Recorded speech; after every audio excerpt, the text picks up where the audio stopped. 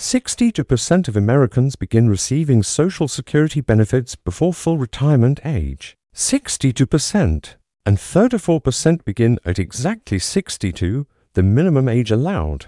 This is not a small group of uninformed people. It's millions and millions making the same decision. And here's what's interesting. Every financial advisor, every article, every online calculator says the same thing. Don't start early. You'll lose tens or hundreds of thousands of dollars. Wait until 70. Maximize your profit. But if the advice is so universal, why do most people do the opposite? The answer isn't that people are stupid or impulsive. The answer is that real life doesn't work the way calculators assume. And in this video, I'm going to show you the 5 main reasons why real people start Social Security early, why these reasons make perfect sense for millions of situations, and why you shouldn't feel guilty if starting early is also the right choice for you.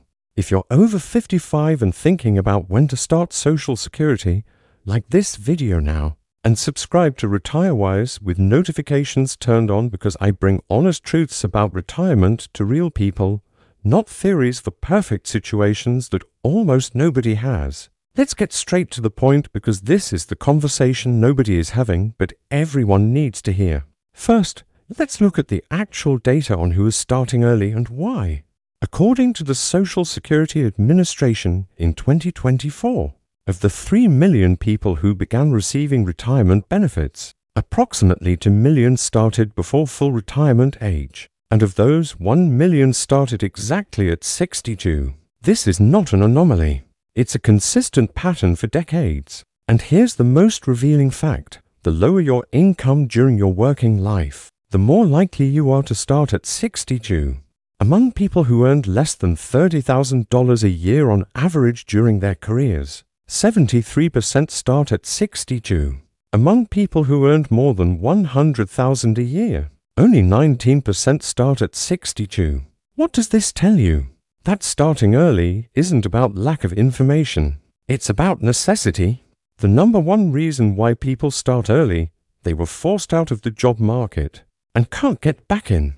This is the most common reason and the one most ignored by financial advisors. You are 58, 59, 60 years old. You work 30 years in the same company or industry.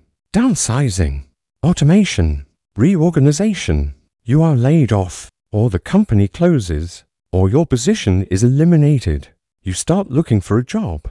You send out 100 to 100 resumes. You go to interviews, but you're 60 years old, and the job market doesn't want you. They don't say it directly because it's illegal, but you see it in the eyes of the 35-year-old interviewer. You know they're going to hire someone younger for less money. You try lower-level jobs. You're overqualified. Translation, you're too old and will leave as soon as you find something better. You try part-time jobs. Walmart, Target, security. Competing with 20-year-olds who work faster and complain less. Your savings are starting to melt away.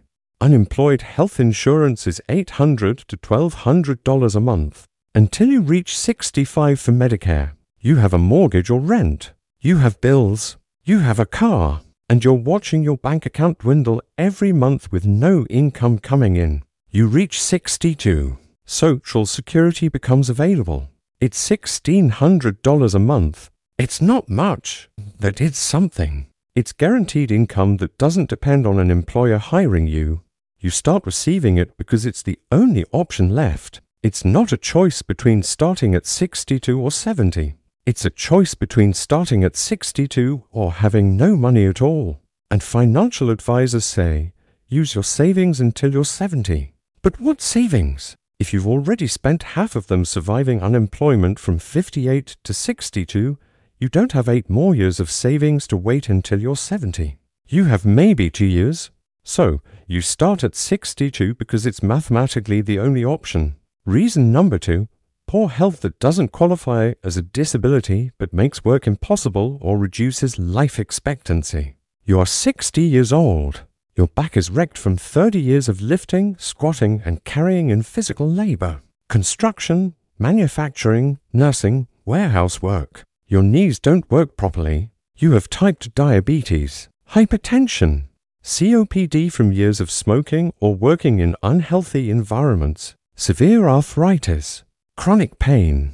Can you technically work? Maybe on paper, but in reality, you go home in agony every day. You take 6, 7 different medications. You barely sleep because of the pain. You know your body can't handle 70. You're barely making it to 62. You try to apply for Social Security disability benefits. Denied. You can still perform sedentary work, but nobody hires you for sedentary work when you don't have those skills. And you're 60 years old with a history of physical labor. Or you look at your family history. Father died at 70, uncle at 68, grandfather at 73. You don't have a single man in the family who reached 80, and consultants are doing calculations assuming you'll live to 85 or 90.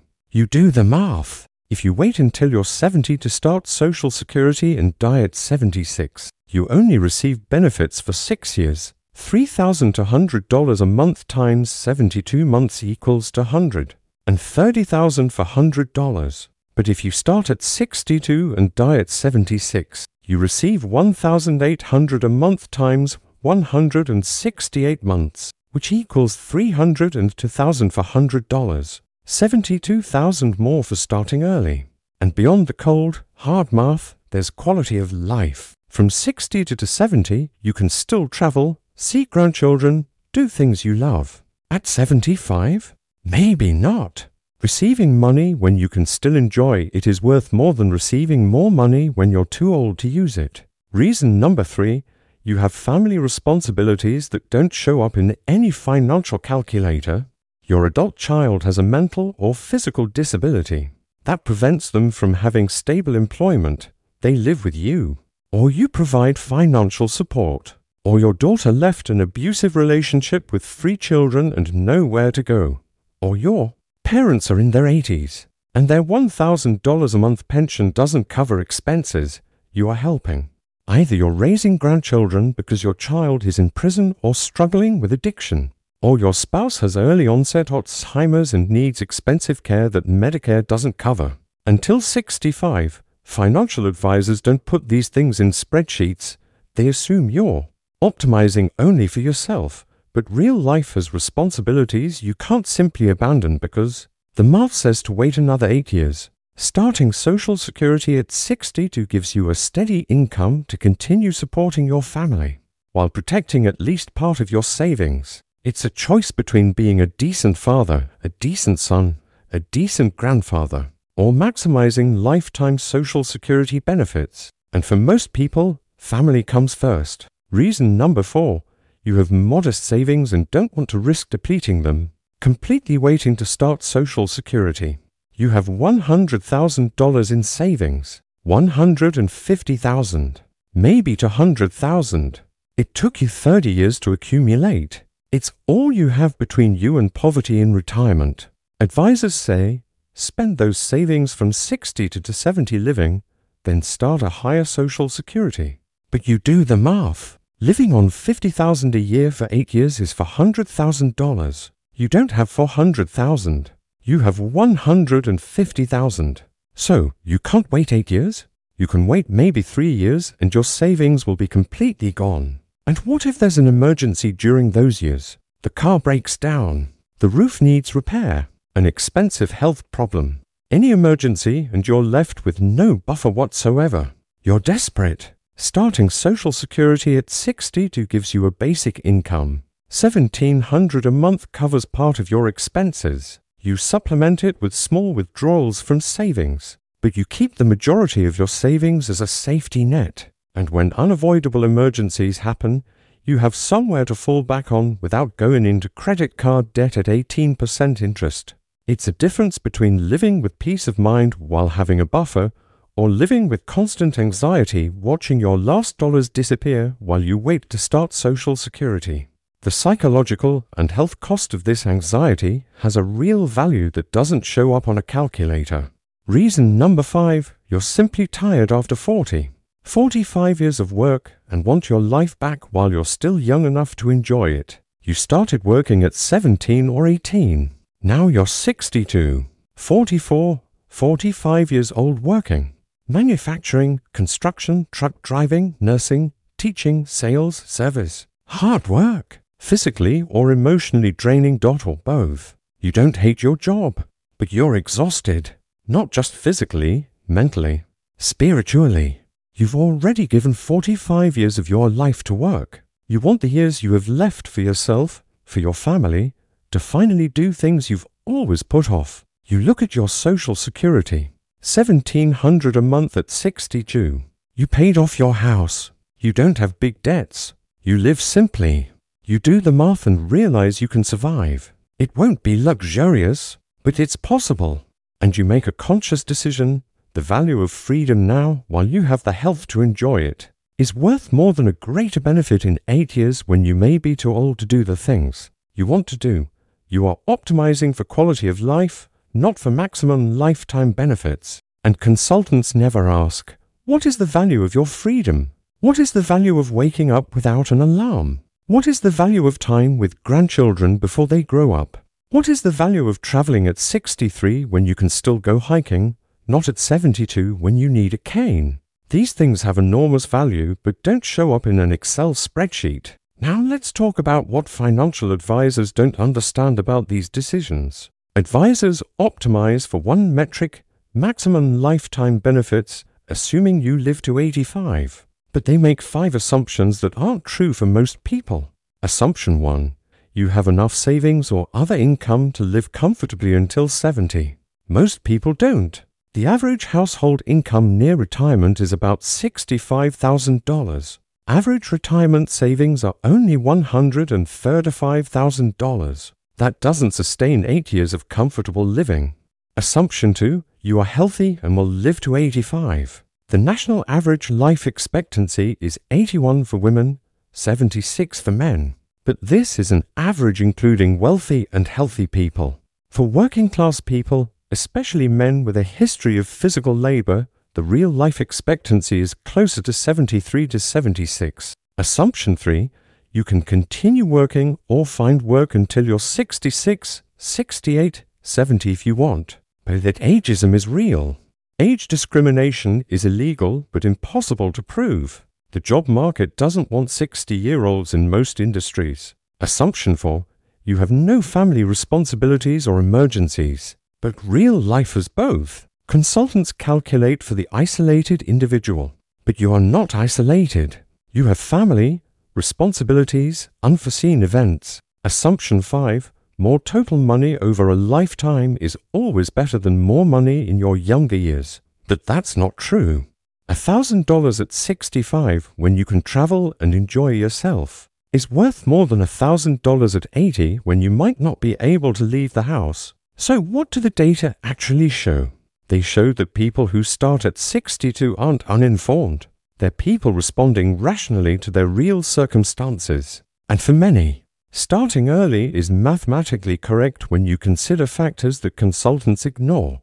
A University of Michigan study showed that for people in the lowest wealth quartile, starting Social Security early maximizes lifetime utility, not lifetime benefits. Utility means overall well-being considering needs, anxieties, and quality of life. It's not just total dollars. Another study showed that people who start early have lower rates of depression and anxiety in their early retirement years compared to people who wait while their savings dwindle. Mental health has real value. The final reality check, starting at 62, is right for you if you meet any of these criteria. You are unable to continue working for physical, mental, or market reasons. You have modest savings, less than $200,000, and don't want to risk them completely. You have a family history of relatively young death or health conditions that reduce life expectancy. You have family responsibilities that require a steady income now.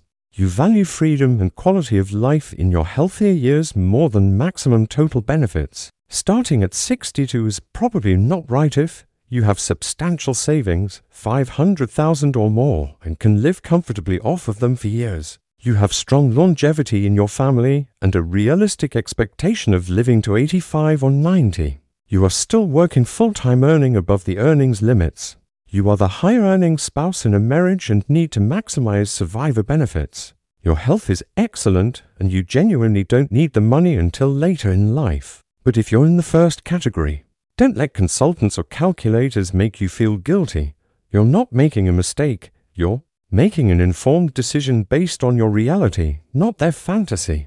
If this video validated your decision to start early or helped you understand that starting early might be right for you, give it a like now. Share it with anyone who is struggling with this decision and feeling pressure to do the right thing according to consultants. Subscribe here to RetireWise and turn on notifications. I bring honest truths about retirement for real people, not theories for perfect situations. And comment below, did you start or plan to start at 62? Why?